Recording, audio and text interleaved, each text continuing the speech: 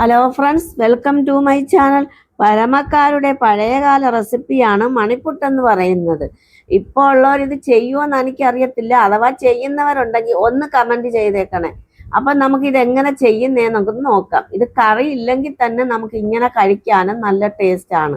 പിന്നെ പാൽക്കുറുക്കെന്ന് പറയുന്നൊരു സംഭവമുണ്ട്, അതും ഉണ്ടാക്കി ഇതിൻ്റെ കൂടെ കഴിക്കാവുന്നതാണ്. പണ്ടൊക്കെ നമ്മൾ അങ്ങനെയൊക്കെയാണ് ചെയ്ത് കഴിക്കുന്നത്.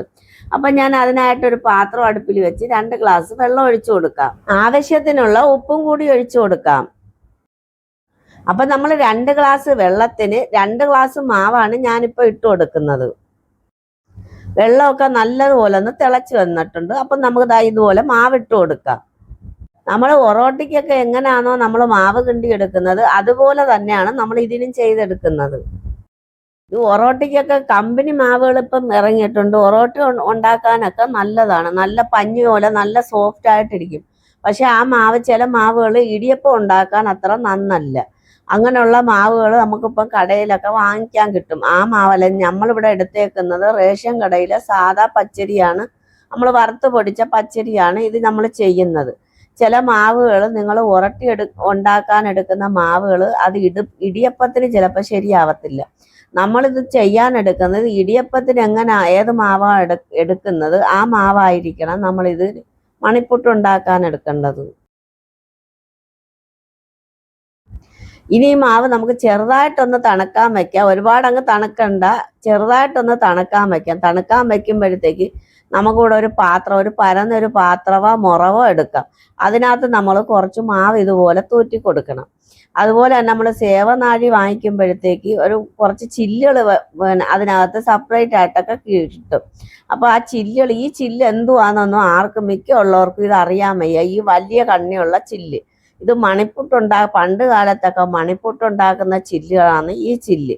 ആ രീതി തന്നെ ഇപ്പോഴും ഇതിനകത്ത് തരുന്നത്. പക്ഷെ അത് മിക്കുള്ളവർക്കും ആ ചില്ല് എന്തത്തിനാന്നുള്ളത് ആർക്കും അറിഞ്ഞുകൂടാ. പക്കാവട ഉണ്ടാക്കാനും മുറുക്കുണ്ടാക്കാനും ഉള്ള ചില്ലുകളെല്ലാം അറിയാം, എല്ലാവരും ചെയ്യുകയും ചെയ്യും. പക്ഷെ ഇത് മണിപ്പുട്ടിനുള്ള ചില്ലാണെന്ന് ചിലർക്കൊക്കെ അറിയായിരിക്കും, ഉള്ളവർക്കും ഇതും അറിഞ്ഞുകൂടാ ഈ ചില്ല് എന്തോത്തിനുള്ളതാണെന്നും. ഇതിന്റെ ചെറിയ കണ്ണിയുള്ള ചില്ലുണ്ട്, അത് നമ്മൾ ഇടിയപ്പം ഉണ്ടാക്കാൻ എടുക്കും. അതിൽ ചെറിയതുണ്ട്, അതിലും ചെറിയ നൂല് പോലത്തെ ഇടിയപ്പം വരും. അങ്ങനെ 3 സൈസ് ചില്ല് കാണും. പിന്നെ പക്കാവട ഉണ്ടാക്കാനും മുറുക്കുണ്ടാക്കാനുള്ള അങ്ങനെയുള്ള ചില്ലുകൾ വേറെ കാണും. അങ്ങനെ നമ്മൾ ഈ സേവനാഴിയിലോട്ട് ഈ മാവെല്ലാം കൂടെ ഇതിലോട്ടാക്കി നമ്മളൊന്ന് നിറച്ച് ഇതൊന്ന് അടച്ചു കൊടുക്കാം. അങ്ങനെ നമ്മൾ ഈ മാവിട്ട പാത്രത്തിലോട്ട് ഈ സേവനാഴിയിലെ മാവ് ഇതുപോലെ നമ്മൾ ഇടിയപ്പം പീച്ചുന്ന കണക്ക് തന്നെ നമ്മൾ ഇതിനകത്തോട്ട് ഈ മാവിൻ്റെ മുകളിലോട്ട് വേണം ഇതെല്ലാം ഇങ്ങനെ പീച്ചിടാൻ.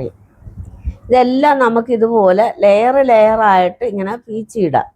അതുപോലെ തന്നെ ഇനി അടുത്ത തട്ട് പീച്ചിടുമ്പോഴത്തേക്ക് ഇതിൻ്റെ മേളിൽ മാവെല്ലാം നല്ലതുപോലെ തൂറ്റിയിട്ട് വേണം അടുത്ത ട്രിപ്പ് നമ്മൾ പീച്ചാൻ. ഇല്ലെങ്കിൽ കയറി ഒട്ടും. ഇത് ഒട്ടാതെ നമുക്ക് നല്ലതുപോലെ ഇതേ രീതിയിൽ നമ്മൾ ഫോളോ ചെയ്തെങ്കിൽ മാത്രമേ നമുക്കിത് ചെയ്യാൻ പറ്റത്തുള്ളൂ. അല്ല, ഇതിൻ്റെ മേളിൽ ഇനി ആരും അത് പീച്ചിടാൻ ശ്രമിക്കരുത്. വേണ്ട, ഇതുപോലെ മാവിട്ട് കൊടുക്കുക. മാവിട്ട് കൊടുത്തിട്ട് ഇനി നമുക്ക് അതിൻ്റെ മേളിൽ അടുത്ത ട്രിപ്പ് ഇങ്ങനെ പീച്ചിടാം. അങ്ങനെ ലെയറായിട്ട് നമുക്കത് ചെയ്തെടുക്കാം. സാധാരണ നമ്മൾ ഉറട്ടിക്കൊക്കെ കിണ്ടുന്ന കണക്ക് ഇതുപോലെ ഇനി ചെയ്തെടുത്താൽ മതി. ഉറട്ടിക്കൊക്കെ കിണ്ടുമ്പം നമ്മൾ ഒരു ഇച്ചിരി വെളിച്ചെണ്ണയോ നെയ്യോ ഒക്കെ ഒഴിച്ചു കൊടുക്കും. അത് ഉണങ്ങി ഒരുമാതിരി ആവത്തില്ല. അത് എപ്പോഴും ആ ഉറട്ടി അതേ കണക്കിരിക്കും. അപ്പം നമ്മൾ ഈ മാവെല്ലാം ഇതേ കണക്ക് പീച്ച് എല്ലാം ഇട്ടിട്ടുണ്ട്. അതിൻ്റെ മേളിലോട്ട് നമ്മൾ കുറേ മാവ് ഇങ്ങനെ കുടഞ്ഞ് അത് ഒട്ടിപ്പിടിക്കാതിരിക്കാനാണ് നമ്മളിങ്ങനെ ചെയ്യുന്നത്. എന്നിട്ട് നമ്മൾ ഈ ഒരു പാത്രം വെച്ച് ഇതങ്ങ് ഒരു അരമണിക്കൂറത്തേക്ക് നമ്മളങ്ങ് അടച്ചു വെക്കണം. അങ്ങനെ ഒരു അരമണിക്കൂർ കഴിഞ്ഞ് നമ്മൾ ഇതൊന്ന് തുറന്നു നോക്കി. അരമണിക്കൂറോ 20 മിനിറ്റോ വെക്കാം. അരമണിക്കൂർ വെക്കുന്നതായിരിക്കും നല്ലത്. അപ്പം നമ്മളെല്ലാം തൂറ്റിയിട്ട മാവെല്ലാം കൂടെ ഇതിനകത്ത് പിടിച്ച് ഒന്ന് വേറെ ആയി വന്നിട്ടുണ്ട് എല്ലാം. ഇനിയിപ്പോൾ ഇതൊന്നും ഒട്ടിപ്പിടിക്കത്തില്ല. ഇതുപോലെ നമ്മളിതാ കുലുകുലാന്നിരിക്കുക, നല്ല ഇതായിട്ടിരിക്കുക.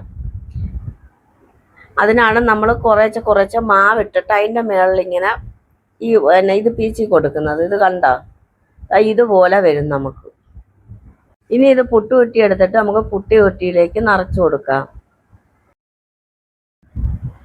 നമ്മൾ കുറച്ച് പകുതി ഇട്ടിട്ട് ബാക്കി തേങ്ങ ഇട്ട് ബാക്കി ഫില്ല് ചെയ്ത് നമുക്ക് വേവിച്ചെടുക്കാം.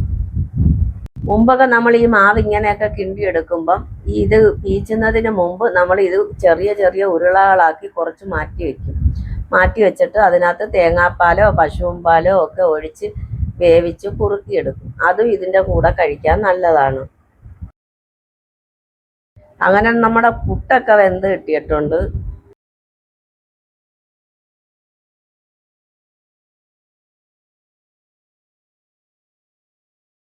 അടുത്ത കുറ്റിയും കൂടെ പുഴുങ്ങാം.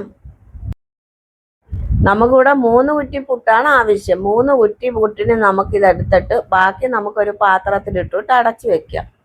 പിറ്റേ എപ്പോഴാന്ന് വെച്ചാൽ നമുക്കിതുപോലെ പുഴുങ്ങിയെടുക്കാവുന്നതേ ഉള്ളൂ.